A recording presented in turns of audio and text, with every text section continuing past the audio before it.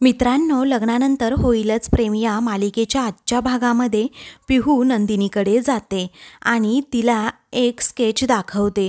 तेव्हा नंदिनी ते अगदी पाहते आणि म्हणते की हे तर लग्नातलं स्टेजवरचं चित्र आहे। ती नंदिनी आणि पार्थ अशी नावंही असतात आणि नंदिनीच्या नावावर अशी फुल्ली मारलेली असते। मग आता ती विचारते, हा पार्थ आहे आणि माझ्या नावावर असं क्रॉस का केले? मग त्यावेळी पिहू घाबरतच म्हणते, कारण तू नव्हतीस ना तेव्हा म्हणून। त्यावरती आता नंदिनी म्हणते, पण मला कळत नाहीये तू हे चित्र का काढलं असेल? तेव्हा आता पिहू सांगते, कारण हेच तर सिक्रेट आहे आणि जे मी ऐकलं होतं। त्यावरती नंदिनी आश्चर्याने पिहूकडे पाहते आणि विचारते, म्हणजे अगं तू काय ऐकलंस बाळा, मला सांग बरं, असं पिहूला ती पुन्हा पुन्हा विचारू लागते। मग आता लगेचच पिहू सांगू लागते, मी वसुमावशीच्या खोलीबाहेर उभी होते तेव्हा मी ऐकलं होतं की वसुमावशीने दीपकला सांगून तुला किडनॅप केलं होतं आणि तू लग्नातनं गायब झाली होतीस। तेव्हा आता हे सत्य ऐकून आता नंदिनीच्या पायाखालची जमीनच सरकते।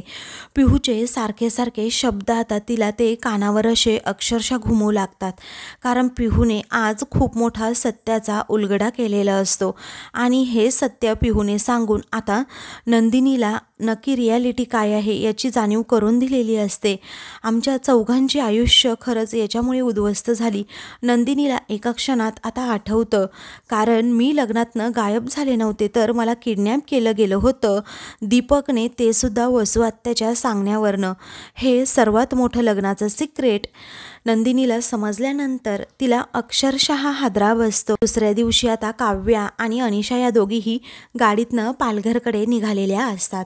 तेव्हा काव्या म्हणते, अनिशा आपण अर्ध्या तासामध्ये तुझ्या घरी पोहोचू हां, आणि मेन म्हणजे मुंबईतनं बाहेर पडताना आपल्याला अजिबात ट्रॅफिक लागलं नाही। तेव्हा आता ती म्हणते, ट्रॅफिक नाही लागलं, परंतु एक गोष्ट माझ्या मनाला लागली। तेव्हा कोणती गोष्ट ग, असं काव्या विचारते। तेव्हा अनिशा म्हणते, पार्थला आपल्याबरोबर येऊ द्यायला हवं होतंस। अगं ते किती काळजीने सांगत होते की मी तुम्हा दोघींना सोडायला येतो म्हणून, आणि तू सुद्धा ना एक नंबरची हट्टी आहेस काव्या। अगं ते आले असते तर या प्रवासामध्ये तुमची छान आठवण क्रिएट सुद्धा झाली असती। तेव्हा काव्या विचारते, आठवण? कसली आठवण? अगं आता फक्त 6 महिनेच आम्ही एकत्र आहोत आणि 6 महिन्यांसाठी कशाला उगीच हव्यात आठवणी? आणि तुला सांगू, माझी मी एकटीच बरी आहे। त्यावरती अनिशा विचारते, सिरियसली? मग आता अनिशा म्हणते, सिरियसली?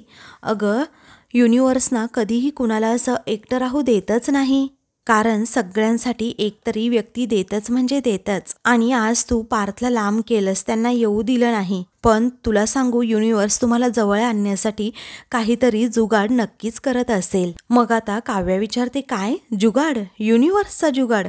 अगं मला सांग, युनिवर्स असा जुगाड का नाही करत? जुगाडामध्ये युनिवर्स तुझं आणि त्या बोक्याचं तोंड असं शिवलं जाईल। अगं तुला सांगू का अनिशा, या जगामध्ये अखंड बडबड करण्याची स्पर्धा घेतली तर त्या स्पर्धेमध्ये ना तुम्ही पहिले याल। तेव्हा अनिशा वैतागून म्हणते, काय मुलगी आहेस यार तू काव्या? अगं तुला ना चांगल्या माणसांची किंमतच नाही। त्यावरती अनिशा म्हणते, हो मला काहीही किंमत नाहीये, कारण मला कशाचीही काहीही किंमत नाहीये, बस झालं। आता घरातनं निघताना आईला फोन केला होता का ते सांग अगोदर, आणि बाकीची बडबड तर अजिबात करू नकोस। तेव्हा अनिशा म्हणते, हो अगं तुझ्या घरनं निघतानाच मी आईला सुद्धा कॉल केला होता। आता आई जरा बरी आहे आणि त्यामुळे मी सुद्धा अगदी रिलॅक्स्ड आहे। मग काव्य म्हणते, डोंट वरी अनिशा, आता बरं वाटतंय ना त्यांना, काहीही काळजी करू नकोस। अगं आता आपण दोघीही चाललोय ना घरी, नंतर अगं तुझ्यापेक्षा मला पाहून तुझी आई जास्त बरी होईल। तेव्हा आता पुढे काव्य सांगते, ऐक ना, पण मला लगेच काकूंना पाहून निघावं लागेल हा, उशीर होण्याच्या आत घरी जावं लागेल ना। मग आता ठीक आहे असं अनिशा सांगते। तर दुसरीकडे आता मानिनी चहा पीत पीत पेपर वाचत बसलेली असते। तेव्हा पार्थ तेथे झोपेतून उठून येतो आणि गुड मॉर्निंग आई असं म्हणतो। तेव्हा ती विचारते, काय रे आज उशिरा झाली का तुझी मॉर्निंग? मग तो म्हणतो, हो आई, अगं आज गेस्ट रूममध्ये झोपलो होतो ना, त्यामुळे अगदी शांतता होती। तेव्हा मानिनी विचारते, काय रे गेस्ट रूममध्ये शांतता होती म्हटल्यानंतर तुझ्या रूममध्ये काय कटकट असते का रे काव्याची? तेव्हा तो म्हणतो, हो तसंच समज। अगं ऐकतेस का काव्या, असं मानिनी जोरात म्हणते. तेव्हा मी गंमत करत होतो असं पार्थ हा पटकनच बोलून जातो. तर मानिनी आता खरं तर पार्थची गंमत करत असते आणि त्याला काव्याचा विषय काढून घाबरवत असते. तेव्हा पार्थला असं काव्याला घाबरलेलं पाहून इकडे मानिनी मात्र पुन्हा हसते. तेव्हा पार्थ म्हणतो, काय सकाळ सकाळ भंकस करतेस ग आई. मानिनी पुन्हा एकदा हसते आणि म्हणते, अरे पहाटेच दोघीही गेल्यात, अनिशा आणि ती. तेव्हा तो म्हणतो, आय नो नो.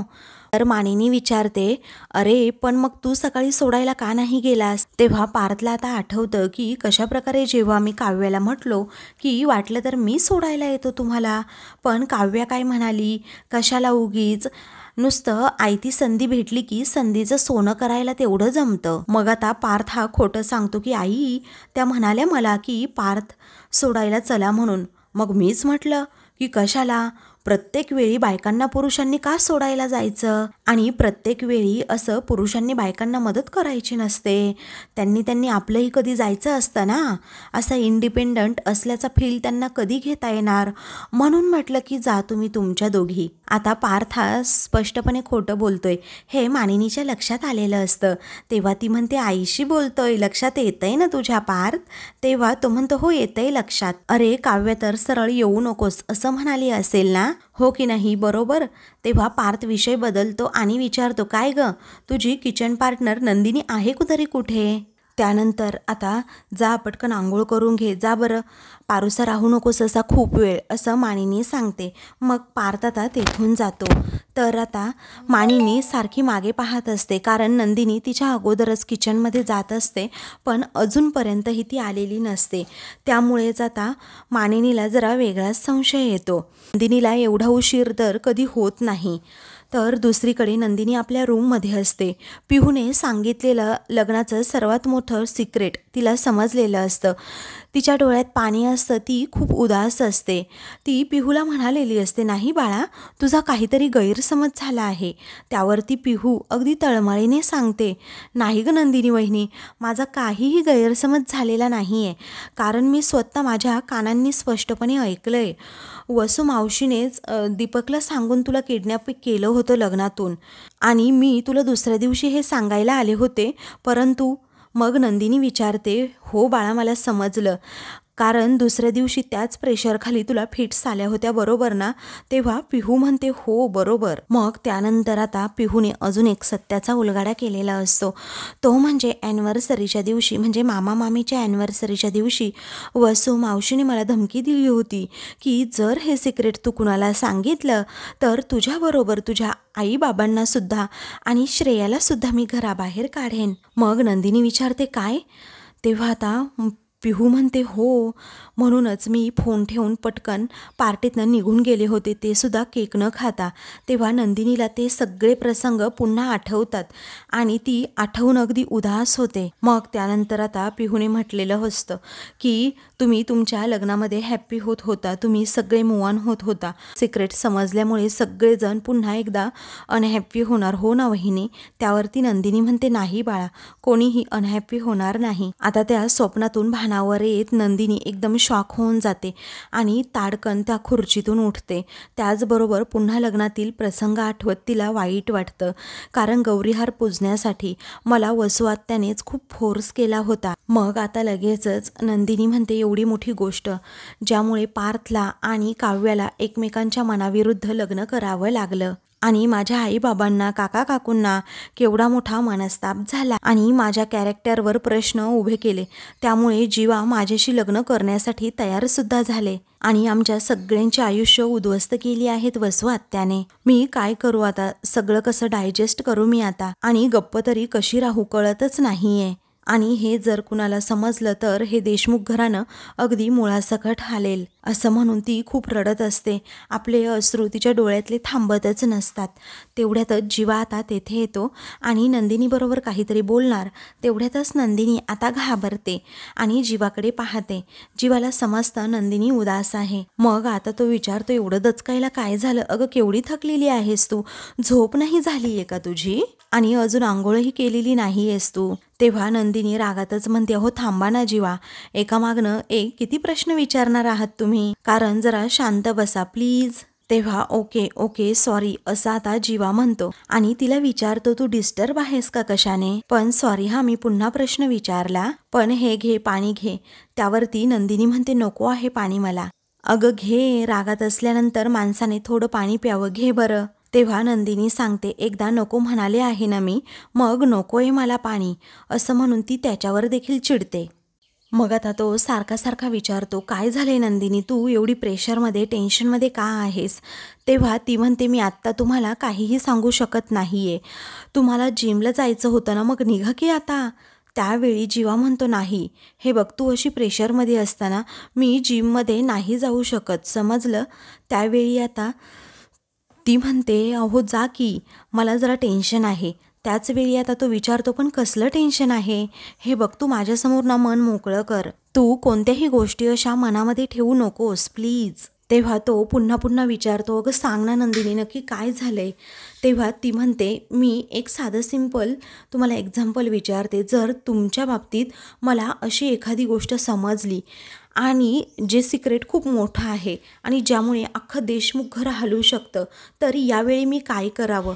तेव्हा जीवाच्या मनात अगदी वादळच उठतं, कारण जीवाचं आणि काव्याचं खूप मोठं सिक्रेट अजूनही दडलेलं आहे आणि हे जीवाला चांगल्या प्रकारे माहीत असतं. त्यामुळेच तो अगदी धक्क्याने नंदिनीकडे पाहतो आणि त्याला एका क्षणी असं वाटतं की माझं आणि काव्याचं एकमेकांवर प्रेम होतं. हे नंदिनीला समजलं की काय. तेव्हा आता ती म्हणते तू तेच केलं पाहिजे जे योग्य आणि सत्य आहे, कारण तूच म्हणाली होती ना तू तुझं नुकसान करणाऱ्याला माफ करू शकतेस, पण तुझा विश्वासघात करणाऱ्याला कधीही माफ करू शकत नाही. तेव्हा नंदिनी आता त्याच गोष्टीचा विचार करत राहते. तर दुसरीकडे पार्थ आंघोळ करून बाहेर येतो आणि म्हणतो चष्मा कुठे गेला. तेथे टेबलवरच चष्मा असतो. मग तो आता घेणार तितक्यात त्याला समजतं काव्याचा चष्मासुद्धा इथेच राहिला आहे, ह्या तर विसरून गेल्या आहेत. मग आता तो म्हणतो विसरण्यामध्ये ना एकदम एक्सपर्ट आहेत ही मांजर. तिकडे गेल्या आहेत खरं, परंतु कळवण्याची काही पद्धत आहे की नाही, तिकडे पोहोचल्यात की नाही अजून, त्याचबरोबर प्रवास कसा झाला वगैरे वगैरे. तेव्हा आता तो म्हणतो फोन करून आपल्यालाच विचारायला हवं, कारण पोहोचल्यात की नाही. पण त्या व्यवस्थित उत्तर देणारच नाही. त्या म्हणतील की माझ्यावर काय ऑच ठेवता की काय. आता मांजरीला नकोच फोन करायला, मांजरीच्या मैत्रिणीला कॉल करायला हवा असं म्हणून तो आता अनिशाला कॉल करणार असतो. मग आता अनिशाला कॉल केल्यानंतर लगेचच इकडे अनिशासुद्धा कॉल रिसीव्ह करते. मग पार्थ विचारतो अनिशा तुम्ही पोहोचल्यात का. तेव्हा ती म्हणते हो झाले 2 तास झाले पोहोचून. तेव्हा पार्थ काळजीने विचारतो पण आईंची तब्येत कशी आहे आता. तेव्हा आईंची तब्येत बरी आहे असं अनिशा सांगते. मग त्यानंतर अनिशा सांगते पार्थ मला माहिती आहे हां, माझ्याशी बोलण्यात काही एक इंटरेस्ट नाही आहे आता पुढे, तुम्हाला काव्याबरोबर बोलायचं आहे ना. पण तुम्हाला सांगू काव्या तर इथे नाही आहे. त्यावेळी पार्थ विचारतो नाही आहेत म्हणजे नक्की कुठे आहेत. तेव्हा माझ्या आईला भेटून लगेचच ती कॅबने निघाली असं आता अनिशा सांगते. त्यावरती पार्थ विचारतो कॅबने गेले आहेत का, ठीक आहे चला बाय असं म्हणून तो आता फोन ठेवतो. त्याचवेळी आता पार्थला समजतं म्हणजे त्या आता रस्त्यामध्ये असतील. तर दुसरीकडे काव्या कॅबमध्ये असते. तेव्हा जो कॅबचा ड्रायव्हर असतो ना त्याने बायकोला फोन केलेला असतो आणि तो अगदी रोमॅन्टिक होऊन तिच्याबरोबर बोलत असतो. मला पप्पी झप्पी देणं एक, नाही तर माझं मन लागणारच नाही. तुला माहिती आहे ना मागच्या वेळी तुला पप्पी आणि झप्पी न देता मी जेव्हा गाडीवर गेलो तेव्हा माझी गाडी 2 वेळा ठोकली होती, तेव्हापासून ती सवय लागली आहे.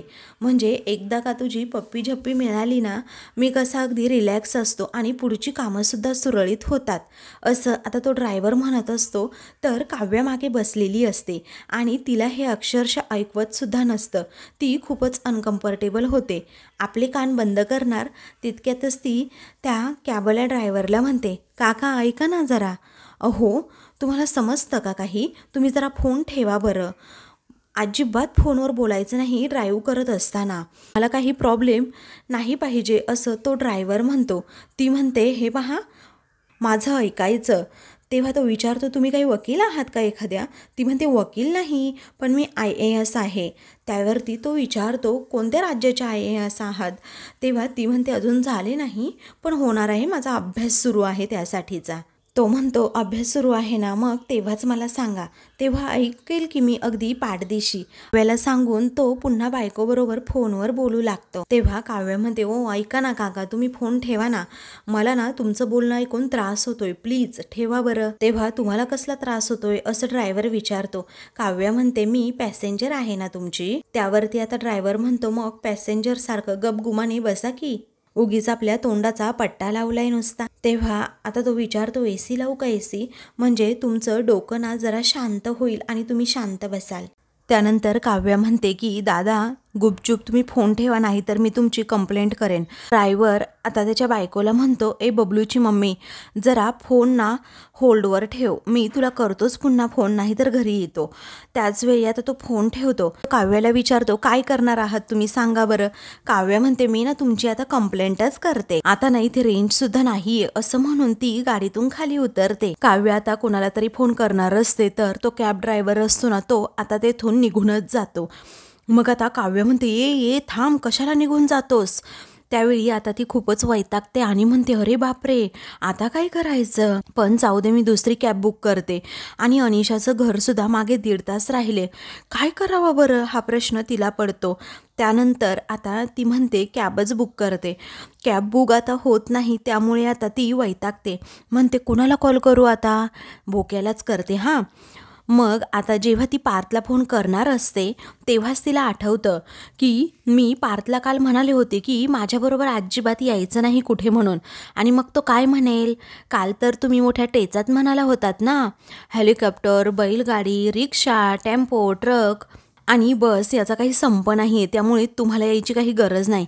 ठेवा आता फोन, आहे ना तिथेच फिसकारत बसा आजूबाजूच्या माणसांवर, असं म्हणून तो सुद्धा फोन ठेवतो. आणि हे काव्याला आठवतं. मग आता ती म्हणते, नको नको, या बोक्याला ना फोनच करायला नको, कारण हा बोका उगीच माझ्यावर असा धावून येईल. तेव्हा तिच्या मनात विचार येतो, मानिनी काकूंनाच कॉल करावा, म्हणून ती आता मानिनीला कॉल करते. तेव्हा मानिनी विचारते, काय ग, काय झालं. मग घडलेला जेव्हा प्रसंग ती सांगते, तेव्हा मानिनी म्हणते, काय हा कॅब ड्रायव्हर असा काय, तुला मध्येच कुठे सोडलं ग त्याने. तेव्हा काव्या म्हणते, बघा ना तुम्ही आता, हे ना कॅब ड्रायव्हर असेच असतात, जाऊ द्या, पण तुम्ही कुणाला तरी पाठवताय का घ्यायला. मानिनी म्हणते, हो पाठवते. मग काव्या म्हणते, ऐका ना, तुम्ही पार्थला नका पाठवू घ्यायला हां. त्याचवेळी मानिनी विचारते, का गं. मग आता काव्या म्हणते, काही नाही हो, ते कामात असतील ना, आणि उगीचच त्यांना आपल्यामुळे कशाला डिस्टर्ब, नको नको, त्यांचं काम चालू द्यात, तुम्ही दुसरं कुणाला तरी पाठवा. तेव्हा मानिनी म्हणते, हो बाळा, अगोदरच कॉल करायचा ना मला, मी पाठवलं असतं, एखाद्या ड्रायव्हरला पाठवते गाडी घेऊन. मग आता काव्या फोन ठेवते. त्याचवेळी ती म्हणते, बरं झालं, हा कुणीही येऊ दे दुसरं, पण हा बोक्का यायला काही नको, कारण त्याची हेल्प तर मला घ्यायचीच नाही आहे. तर दुसरीकडे नंदिनी आता एकदम शॉकमध्ये असते. तिला तो धक्का सहन झालेला नसतो आणि तो धक्का पचतसुद्धा नसतो, कारण खूप मोठं लग्नाचं सिक्रेट तिच्या समोर पिहूने आणलेलं असतं. तिला त्या लग्नातील प्रसंग आठवतात की कशाप्रकारे दीपकने मला किडनॅप करून दुसरीकडे घेऊन गेला होता, माझ्याबरोबर लग्न करण्याचा प्रयत्न जबरदस्तीने तो करत होता, ते सुद्धा सगळं वसू आत्याच्या सांगण्यानुसार. आता नंदिनीला मात्र खूप शॉक बसलेला असतो. ती रडत रडतच वसूच्या रूमकडे आलेली असते.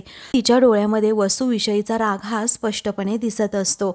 त्यानंतर ती वसूच्या रूमचं जेव्हा दार उघडते, तेव्हा वसू आत्या आतमध्येच असते. त्यानंतर आता काय झालं नंदिनी, असं वसू विचारते. तेव्हा थोडं बोलायचं होतं असं नंदिनी सांगते. मग आता नंदिनीला कसं बोलावं हे सुद्धा कळत नसतं. तेव्हा वसू म्हणते, गडबडू नको, बोल ना अगं, काय बोलायचंय.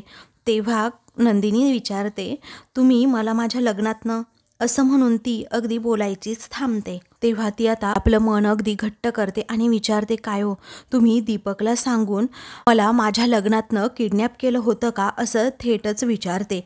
आता हे सगळं ऐकून वसूच्या पायाखालची जमीनच सरकते. तर वसू म्हणते, काय बोलतीयस तू नंदिनी. मग आता नंदिनी म्हणते, हे सगळं तुम्हीच केलं होतं ना, सांगा ना खरं.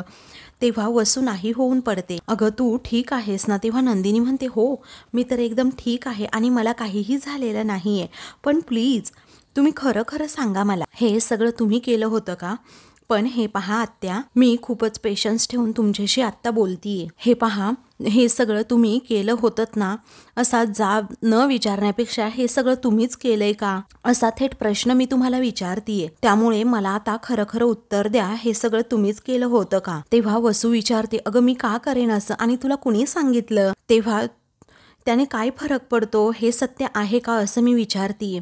तेव्हा फरक पडतो नंदिनी, असं वसू रागातच म्हणते. अगं, माहिती देणारी व्यक्ती ही कोण आहे हे समजल्यानंतरच खरं कळतं की ही माहिती खरी आहे की खोटी आहे, असं वसू आता सांगते. आणि तुला कुणी सांगितलं हे सगळं, असं पुन्हा पुन्हा विचारते. तेव्हा नंदिनी सांगते की मला पिहूने हे सगळं सांगितले. हे ऐकून वसूच्या पायाखालची जमीनच सरकते आणि वसूला समजतं पिहूने घोळ केला.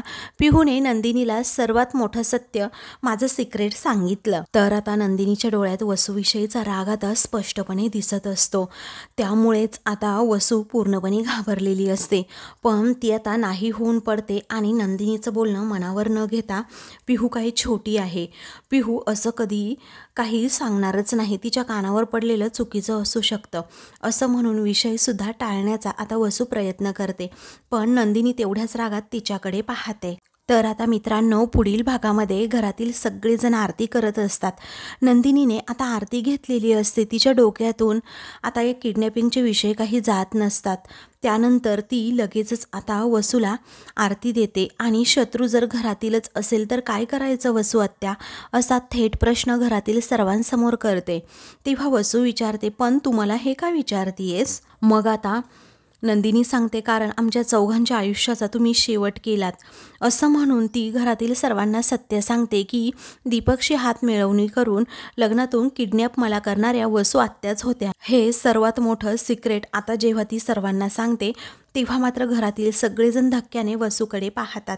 तर कुणाला विश्वाससुद्धा बसत नाही की हे एवढं मोठं सिक्रेट नंदिनीला कळालंच कसं. मग आता सगळेजण रागातच वसूकडे पाहू लागतात. तर आता मित्रांनो, अशाच मालिकेंचे पुढील भाग पाहण्यासाठी चॅनलला सबस्क्राईब करा.